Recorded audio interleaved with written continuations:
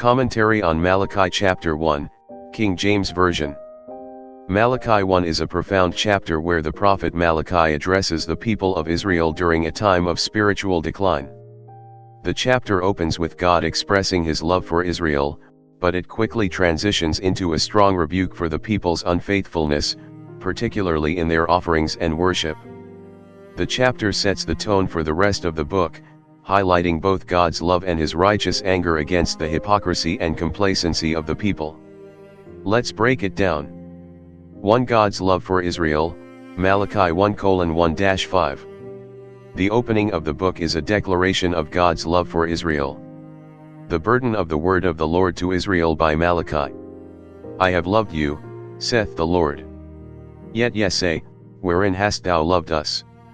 Malachi 1:1-2, KJV.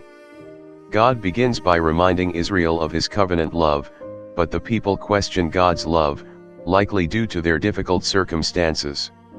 After returning from Babylonian exile, they still face struggles, and their understanding of God's love is clouded by their temporal troubles. God's response is to show them how he has preserved them and has set them apart, emphasizing that his love is not conditioned by their present suffering. God uses the example of Esau and Jacob to illustrate this point. He chose Jacob, Israel, over Esau, Edom, and this choice signifies God's special love for Israel despite their unfaithfulness. The contrast between Israel's restoration and Edom's desolation demonstrates God's enduring covenantal love. Was not Esau Jacob's brother? Saith the Lord, yet I loved Jacob, and I hated Esau. Malachi 1:2-3, KJV. The reference to God hating Esau is a Semitic expression denoting God's rejection of Esau's descendants, the Edomites, in favor of Israel. It speaks to God's sovereign choice, not to personal animosity. The point is clear: Israel is God's chosen people, and he has always acted in love toward them. To rebuke of Israel's sacrifices, Malachi 1:6-14. Following the reminder of God's love, Malachi pivots to the main issue, the corruption of worship practices in Israel. The priests, who were responsible for offering sacrifices on behalf of the people, are rebuked for their negligence and disrespect in their duties. A son honoureth his father, and a servant his master. If then I be a father, where is mine honour? And if I be a master, where is my fear? Saith the Lord of hosts unto you, O priests, that despise my name. Malachi 1:6, KJV.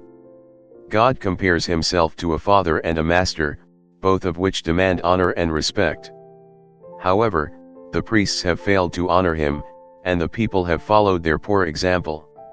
The priests were offering sacrifices that were less than what God required: animals that were blind, lame, or sick. These flawed offerings were not just a matter of poor quality, they represented a deeper issue of a heart indifferent to God's holiness. And if ye offer the blind for sacrifice, is it not evil? And if ye offer the lame and sick, is it not evil? Offer it now unto thy governor, will he be pleased with thee, or accept thy person? Saith the Lord of hosts. Malachi 1:8, KJV. God challenges them by asking if they would offer such blemished offerings to a human ruler. The implied answer is no, they would not.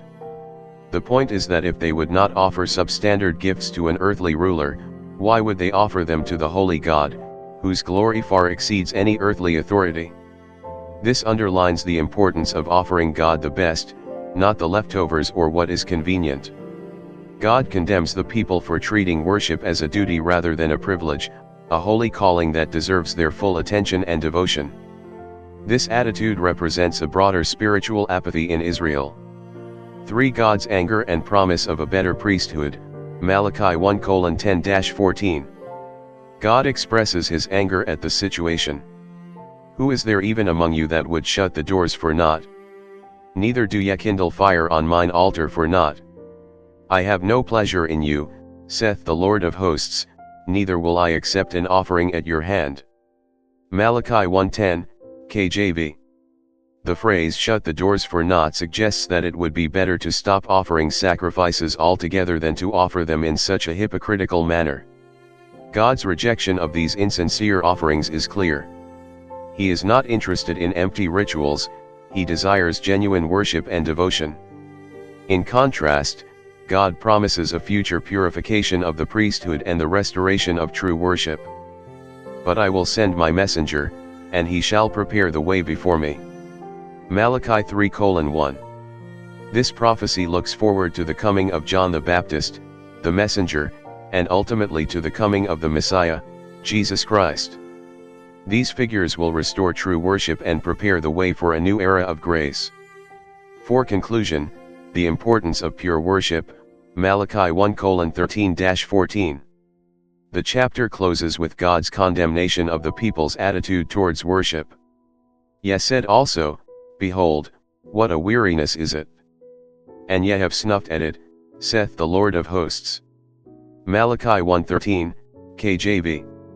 Worship had become a burden to the people, a tiresome ritual, rather than a joyful expression of gratitude and devotion to God.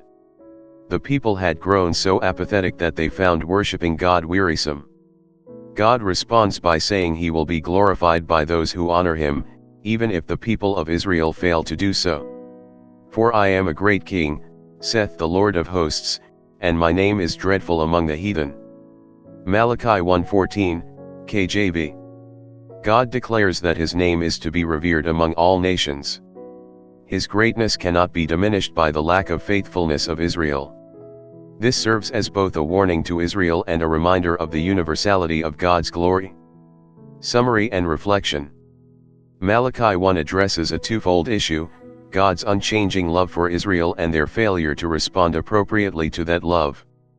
The people's disobedience, particularly in offering defective sacrifices, reflects a broader spiritual decay. The chapter emphasizes that true worship is not about rituals or outward forms but about honoring God with sincere hearts and offerings.